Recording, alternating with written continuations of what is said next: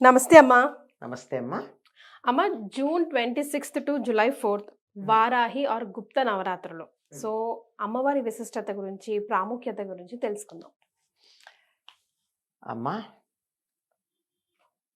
భండాసుర వధకు లలితా పరమేశ్వరి బయలుదేరి వెళ్ళినప్పుడు ఆ సందర్భంలో ఆవిడ యొక్క ఇచ్ఛా జ్ఞాన క్రియాశక్తులు ఏవైతే ఉన్నాయో అవి మూడుగా వ్యక్తమైనవి. ఇచ్ఛాశక్తి, భండాసురుని సంహరించాలనేటటువంటి ఇచ్ఛ అమ్మవారు. ఇచ్ఛా జ్ఞానశక్తి అంటే ఆలోచన చేసి ఎట్లా సంహరించాలి, ఏం చెయ్యాలి అనేటటువంటి ఆలోచన మంత్రిని. ఆవిడే శ్యామలాదేవి. ఒక పని చేయడానికి ముందు ఆలోచన ఉండాలి కదా. బాగానే ఆలోచన చేశాను, దాన్ని క్రియగా మలచకుండా ఇక్కడ కూర్చొని నేను ఆలోచన చేశానంటే పని జరుగుతుందా? అటువంటి క్రియాశక్తి ఆవిడ దండనాథ, సేనా నాయకురాలు. ఆవిడ్నే వారాహి అంటారు. ఈ మంత్రిని అని చెప్పబడేటటువంటి ఈవిడ జ్ఞానశక్తి శ్యామలాదేవి.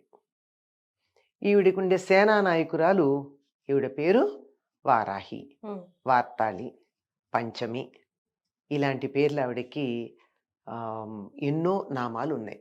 12 నామాలు ఉన్నాయి వారాహి అమ్మవారికి. ఈ వారాహి దండనాథ. ఆవిడ పేర్లలో ఇదొకటి దండనాథ. దండనాథులు అంటే ఏమిటి? దండం చేత్తో పట్టుకున్నాడు. దండం చేత్తో పట్టుకున్నారంటే అర్థం ఏమిటి? దండం దశగుణం భవేత్. దండం అన్నది 10 గుణాలని తీసుకొచ్చి పెడుతుంది. అంటే చేత్తోనే కర్రబుచ్చుకుంటే అప్పటిదాకా ఉన్న వేషాలన్నీ పోయి నీ మాట వింటాను అంటారు చిన్నపిల్లలైనా. చేతిలో బెత్తం ఉంటే చాలు కదా. దీనికి సంకేతంగానే మనం గనక గమనించినట్టయితే ఈ పోలీసులకి వాళ్ళందరికీ కూడా చేతిలో కర్ర ఉంటుంది, లాఠీలు ఉంటాయి. లాఠీతో కొడతారా అంటే మామూలుగా వీళ్ళు కొట్టచ్చు, చిన్న స్థాయిలో ఉన్నటువంటి వాళ్ళు. కానీ అధికారులు కూడా చేతిలో కర్ర పుచ్చుకుంటారు. ఇప్పుడు ఆ కర్ర వాడినట్టు ఉండదే, చాలా అందంగా, అలంకారంగా, షైనీగా, బ్రహ్మాండంగా ఉంటుంది. అది సంకేతం. అధికారాన్ని చలాయించటానికి సంకేతం దండం. అందుకే రాజదండం. మనం రాజదండం గురించి కూడా 2 ఏళ్ల క్రితం బాగా మాట్లాడుకున్నాం కదా. ఈ రాజదండం అన్నది, రాజు అన్నవాడు నేను దండిస్తాను అని చెబుతూ ఉంటే తప్ప ప్రజలు చాలా మంది మాట వినరు. అవును కదా. కొంతమంది మామూలుగా వింటారు, మర్యాదగా చెప్తే. లేనప్పుడు దండం కావాలి. అటువంటి దండనాథ అంటే దండం చేతిలో పుచ్చుకుంది. ఈ దండం ఎట్లాంటిది అంటే, లలితా పరమేశ్వరి ఏం చేసిందంటే, నువ్వు ఏది చెబితే అది నా ఆజ్ఞగా చలామణి అవుతుంది అని చెప్పి తన రాజముద్రిక ఈవిడికి ఇచ్చింది, శ్యామలాదేవికి ఇచ్చింది. నువ్వేం చేస్తే అది అందరూ ఒప్పుకుంటారని చెప్పి ఈవిడికి దండం ఇచ్చి దండనాథ అయింది. ఆ ఇచ్చినవి ఏమి ఇచ్చిందంటే, ఈవిడ చేతిలో ఆయుధాలు ఉన్నాయి, 8 రకాల ఆయుధాలు ఉన్నాయి. వాటిల్లో ప్రధానంగా ఉన్నవి ఏమిటంటే, ఇక్కడి నుంచి 2 తీసి ఇచ్చింది. ముసలము, హలము. హలం అంటే నాగలి, ముసలం అంటే రోకలి. తన ఆజ్ఞాచక్రం నుంచి తీసి ఇచ్చింది. అవి 2 కాక ఇంకా శంఖము, చక్రము, పాశము, అంకుశము, వరదము, అభయము, ఈ 8 చేతుల్లో 8 ముద్రల్ని ధరించుంటుంది ఈవిడ. ఈవిడ రూపం ఎలా ఉంటుందని వర్ణించబడిందంటే, ఈవిడ కోలవదన, కుశేశయనయన, కోకారి మండిత శిఖండ, సంతప్త కాంచనాభ, సంఝారుణచేల సంభృత నితంబ, హల ముసల శంఖ చక్ర అంకుశ పాశ అభయ వర స్ఫురిత హస్త, కూలంకషానుకంప, కుంకుమజంబాలి న్యస్తస్తనాభోగ, ధూర్తానామతి దూర, వార్తాశేషావలగ్న కమనీయ, ఆర్తాళీ శుభరాత్రి, ఆర్తాళీ శుభదాత్రి, వార్తాళీ భవతు వాంఛితార్థ. ఈవిడని ప్రార్థనా శ్లోకాలు ఇవి వారాహిదేవికి. ఎలా ఉంటుందంటే, కోలవదన. కోలము అంటే వరాహము. వరాహం అంటే తెలుసు కదా. ఆ వరాహము ముఖం ఉంది. తర్వాత కుశేశయనయన, పద్మాల్లాంటి అందమైనటువంటి కన్నులు కలిగినటువంటిది. పైగా ఇంకొక చోట వర్ణిస్తారు, 1000 రేకులున్న పద్మంలో నిరంతరం అలా విహారం చేసేది అని ఆవిడ్ని. ఆ తరువాత మంచి చంద్రుడు తన శిఖ మీద అలంకారంగా కలిగినటువంటిది. ఎలా ఉందిటంటే, రూపం నలుపే గాని దాని నుంచి వచ్చేటటువంటి కాంతి ఎలా ఉందంటే కరిగించిలా ధారగా పోస్తున్నటువంటి బంగారం లాంటి కాంతి కలిగిందిట. సంతప్త కాంచనాభ, కరుగుతూ ఉన్నటువంటి బంగారంలాగా మెరిసిపోయేటటువంటి కాంతి కలిగింది. అంటే నల్లని శరీరం నుండి కూడా అటువంటి కాంతి వస్తుంది. పైగా సంధ్యాకాలంలో ఉండే ఎర్రని రంగు కలిగినటువంటి వస్త్రాన్ని ధరించినటువంటిది. చెప్పాను కదా, హలము అంటే నాగలి, ముసలము రోకలి, సరే శంఖము, చక్రము, వరదము, అభయము, ఆ పైన అంకుశము, పాశము, వీటిని తన చేతులలో ధరించినటువంటిది. కూలంకషానుకంప, ఒడ్డుని ఒరుసుకుంటూ ప్రవహించేటటువంటి ప్రవాహంలాగా ఉన్న దయ కలిగింది. అంటే ఎప్పుడైనా గట్టు తెంచుకుని ఆ దయ మన మీద ప్రసరించవచ్చు అనమాట. అంత దయ కలిగినటువంటిది. కుంకుమతో అలంకరించబడిన బురదగా అలంకరించబడినటువంటి ఇక్కడి నుంచి ఇక్కడి దాకా ఉండే ప్రాంతాన్ని ఆభోగం అంటారు. అంటే ఈ స్తనాల దాకా, కంఠం నుంచి స్తనం దాకా ఉండేది. ఇది ఎందుకు ఆభోగం అంటే నగలన్నీ ఇక్కడే పెట్టుకోవాలి. అక్కడ ఏముందంటే కుంకుమ అలంకరించబడిందిట. కుంకుమ అంటే మనం మొహాన్ని పెట్టుకునే కుంకుమని కాదమ్మా, కాశ్మీరంలో దొరికే కుంకుమ పువ్వుతో చేసినటువంటిది అది కుంకుమ. దాన్ని ధరించినటువంటిది. ఇక అసలు లక్షణం ఏమిటో తెలుసా? భౌతిక రూపం ఇదైతే ధూర్తానాం అతి దూర, దుర్మార్గులకి చాలా దూరంగా ఉంటుంది. ఆహా, దుర్మార్గులు ఈవిడ దగ్గరికి రాలేరు. ఎలా? దుష్ట దూర, దురాచార శమని, దోషవర్జిత, లలితారాసనామ సహస్రంలో ఉంది కదా ఆవిడ వర్ణన. అలాగే వార్తాశేషావలగ్న కమనీయ, ఇది అస్సలు ఆవిడ లక్షణం. వార్త అంటే మనం న్యూస్ అనే అర్థంలో చెప్పుకుంటాం. వార్త అంటే జీవిక. జీవిక అంటే బతుకు తెరువు, బతకడానికి కావాల్సినటువంటి విశేషం. ఏమిటి బ్రతుకు తెరువు? అందరికీ ఆహారం కావాలి, బ్రతికు ఉండాలి. వ్యవసాయం మొదలైనటువంటి వాటికి సంబంధించిన విశేషాలకు వార్త అని పేరు. వార్త ఎందు జగము వర్తించుచుండును అని మన వాళ్ళకు చెప్తారు.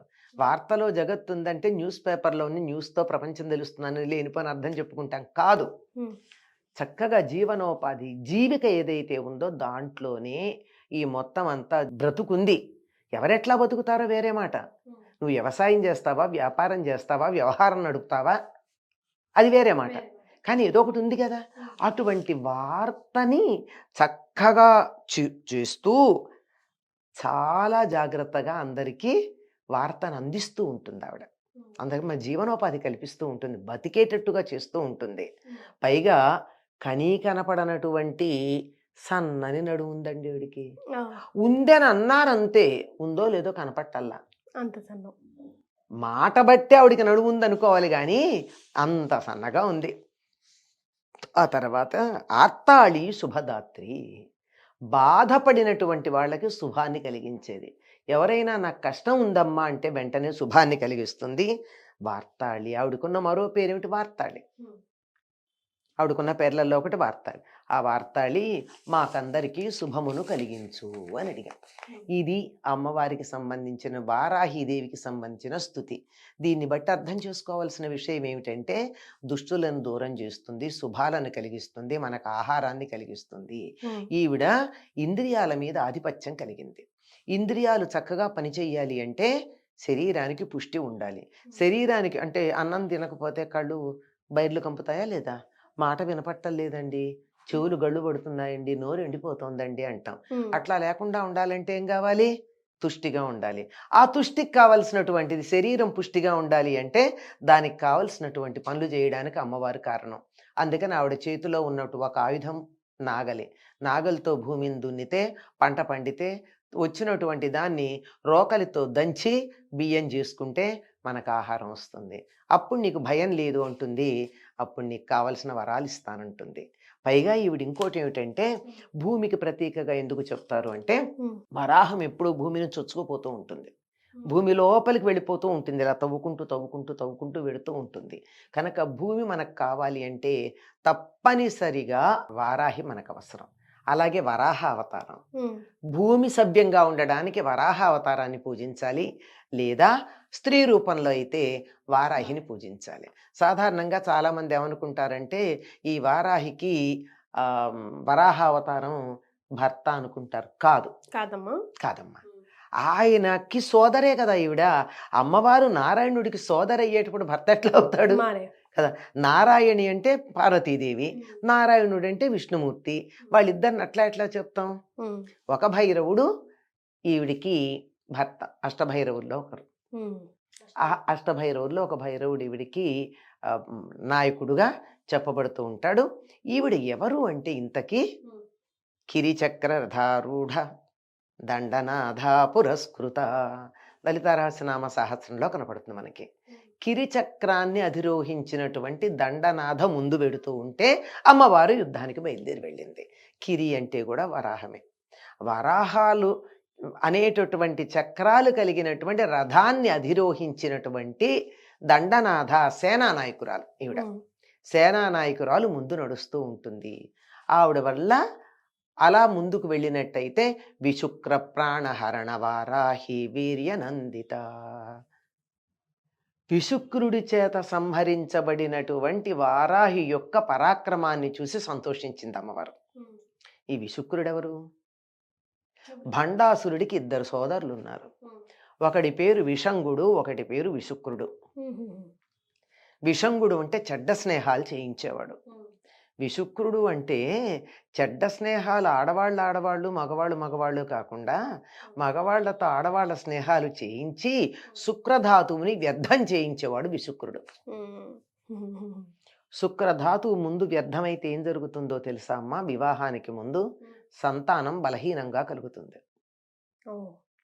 అందుకని బ్రహ్మచర్యం పాటించిన వాళ్ళకి మాత్రమే, వివాహం వరకు బ్రహ్మచర్యం పాటిస్తేనే మంచి సంతతి కలుగుతుంది. బలహీనులు, రకరకాలైనటువంటి దోషాలు కలిగినటువంటి వాళ్ళు కలగడానికి కారణం శుక్రము వివాహాత్పూర్వం వృధా కావడం.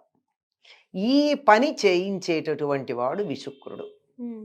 అటువంటి విశుక్రుణ్ణి సంహరించింది అంటే ఈ జాతి ఏదైతే ఉందో ఈ జాతి ఇక్కడికిక్కడ కొనసాగకుండా బలహీనపడేటట్టుగా చేసేటటువంటి వాడు విశుక్రుడు. మనం ఇప్పుడు వింటూ ఉన్నాం, చాలా మనకి వైక్రోమోజోమ్ నశించటానికి ఎన్నో రకాల ప్రణాళికలు. వాడిని విశుక్రుడు తప్ప ఇంకేమంటాం? అటువంటి వాణ్ణి పోగొట్టేటటువంటిది వారాహి. వర అహము. వర అంటే శ్రేష్టమైన, అహము అంటే నేను అనేటటువంటి భావన. శ్రేష్టమైన నేను అనే భావన కావాలి అంటే నేను తలెత్తుకొని ఉండగలగాలి. నేను అని నీరసంగా దీర్ఘాలు తీసుకుంటూ ఉంటే అది వరాహం కాదు, నీచాహం. మన జాతి ఆ నీచాహ స్థితి నుండి వరాహ స్థితికి రావడానికి విశుక్రుణ్ణి సంహరించిన వారాహి అవసరం అవుతుంది. సో వారాహి అమ్మవారిని అందరూ ప్రతి ఒక్కరు కూడా ఆరాధించవచ్చామా? అమ్మ ఆరాధించటం అంటే నమస్కారం చేసుకోవచ్చు, పూజ చేయొచ్చు. ఎందుకు చేయకూడదమ్మా? ఇప్పుడు అమ్మవారు ఉదాహరణకు చెప్పుకుందాం, మనకి సైన్యాధిపతులు, త్రివిధ దళాధిపతులు ఉన్నారు.